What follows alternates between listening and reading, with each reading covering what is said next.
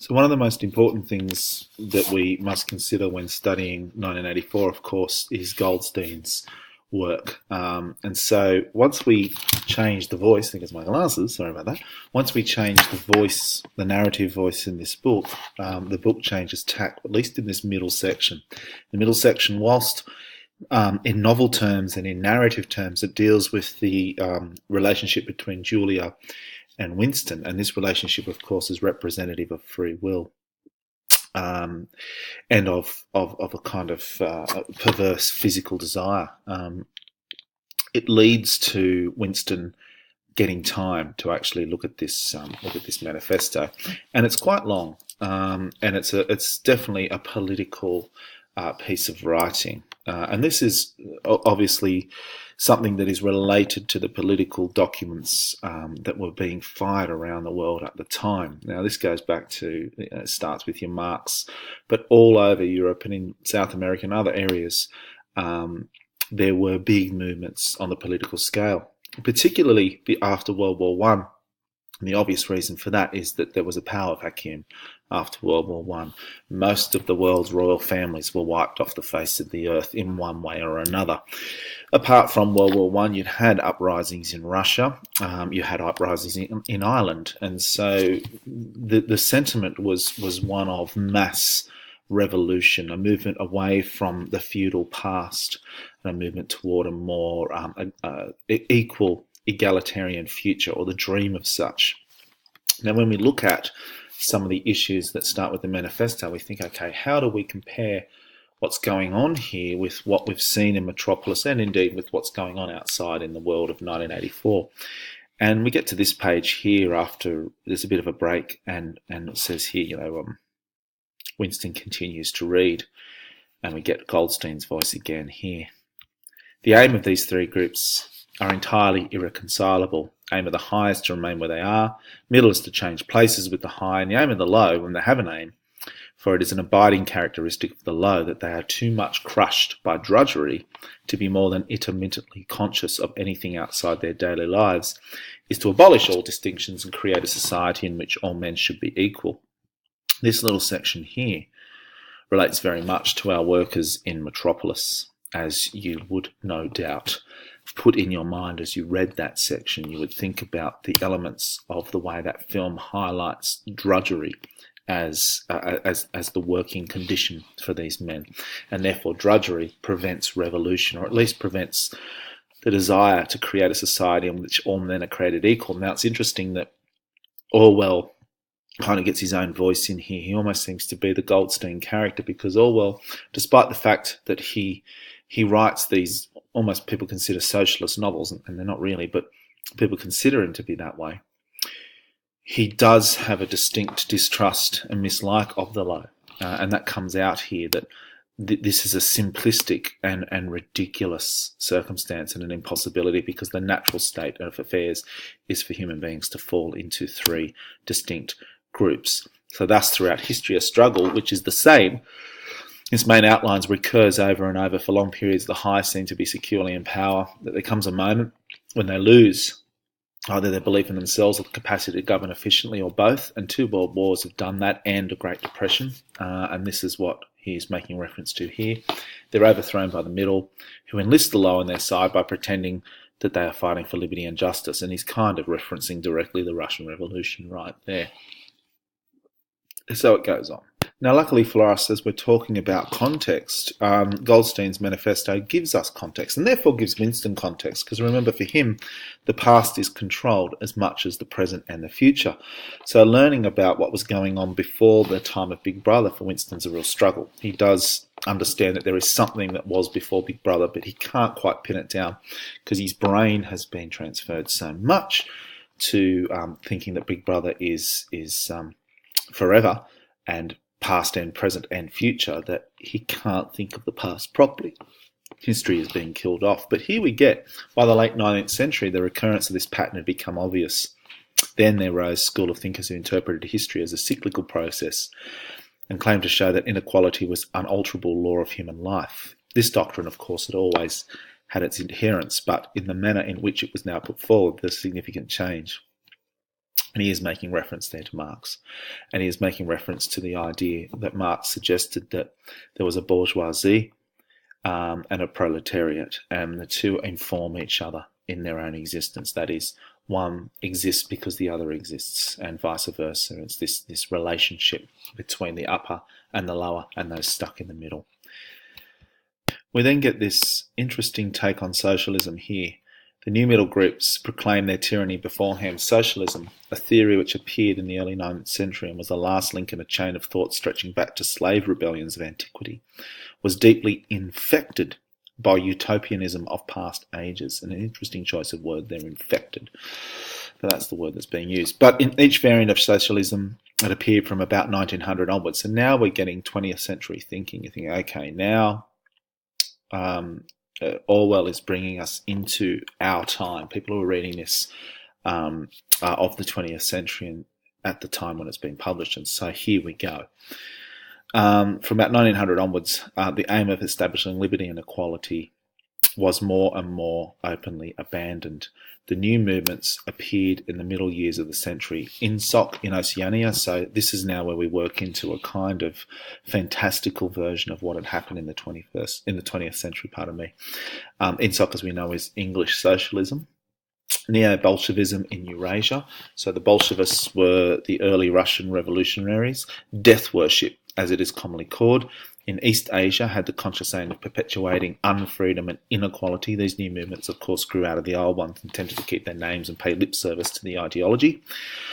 The process of all of them was to abreast progress, freeze history at a chosen moment. The familiar pendulum swing was to happen once more and then stop. So a suggestion is that we became aware of the cycle, and once we become aware of the cycle, we become aware of being able to stop the cycle. And it's that necessity, that moment of putting a brake on things, that we find the world of Big Brother. And so the suggestion that it happens because of World War I or because of World War II or because of revolutions in Russia or whatever it is one thing. But it is also another thing to suggest that the world of 1984 is always a perpetual possibility, because at some point, politically, we as a collective human race will say enough of the cycle, we want it to stop, and to make it stop, you must force this world into existence.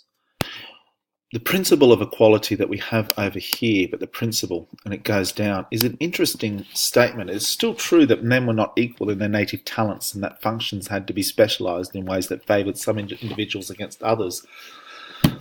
This is a fascinating thing, because at the time you're dealing with sort of the idea of what equality is, almost a fantastical one. But even the famous speech in To Kill a Mockingbird, all men are created equal, speech that Atticus gives in the film, it's this very simple, it's a living, breathing reality that he says. But in the book, Atticus actually points out that he's not mad to think that we should make equality the thing, because people aren't equal. There are lazy as well as industrious, he goes on in such words.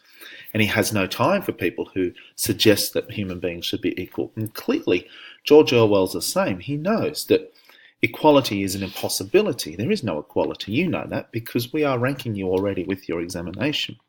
There is a certain performance that some of you are able to do over others in different subjects, and that is the reality. And so asking for a type of equality seems to be an impossibility, and indeed a silly dream. But with the development of machine production, this case was altered, that of course you can create equal measures of power.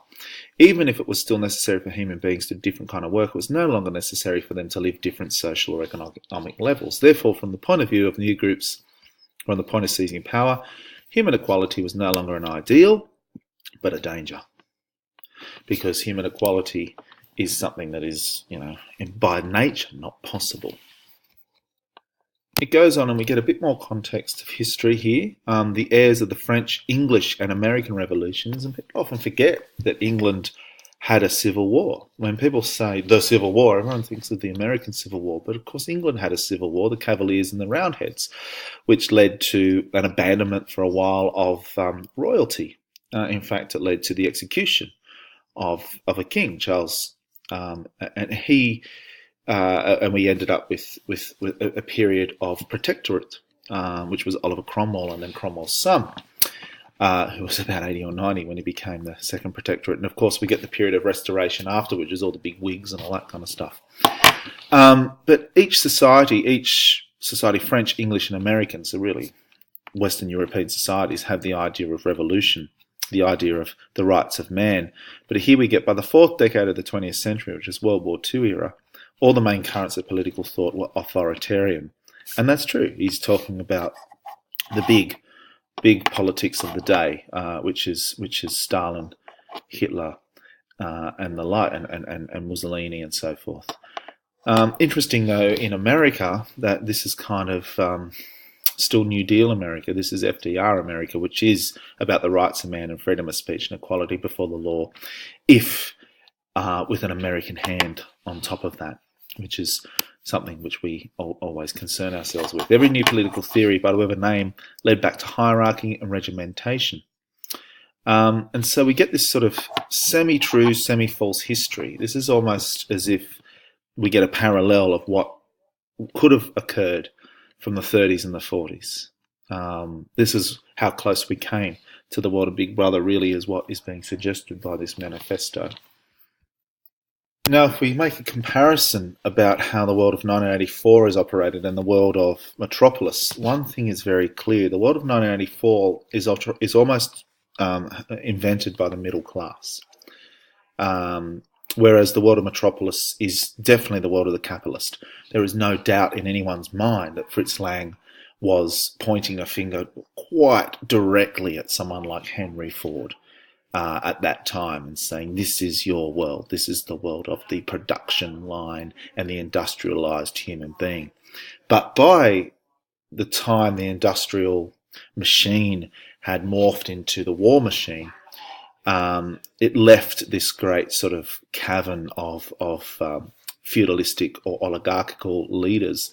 And so you get this idea of totalitarianism. And what Orwell suggests is the powerful elite become made up of bureaucrats, scientists, technicians, trade union organisers, publicity experts, sociologists, teachers, journalists, and professional politicians. And that last term is an interesting one, professional politicians, and that seems to be something we deal with these days. There are people in the world of politics who have only ever known a career in politics. And we're starting to see our political system fray at the edges because of such a thing.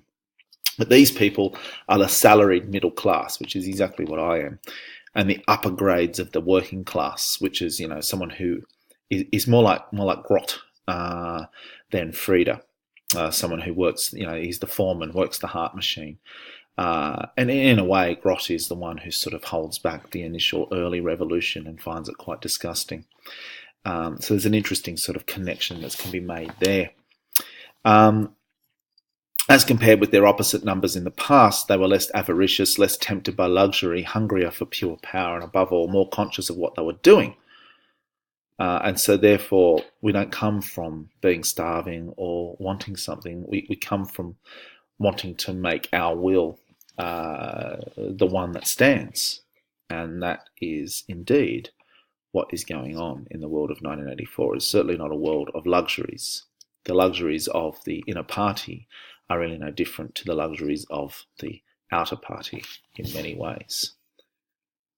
Of course, the bite here is not that this group are different because they want to be different. It's because the circumstances have been presented to them in a different way. It suggests here the Catholic Church in the Middle Ages, famously tyrannical, is tolerant by modern standards due to constant surveillance, invention of print, television, and then this speculative stuff transmitting simultaneously, which is really, I suppose, we can suggest internet-based.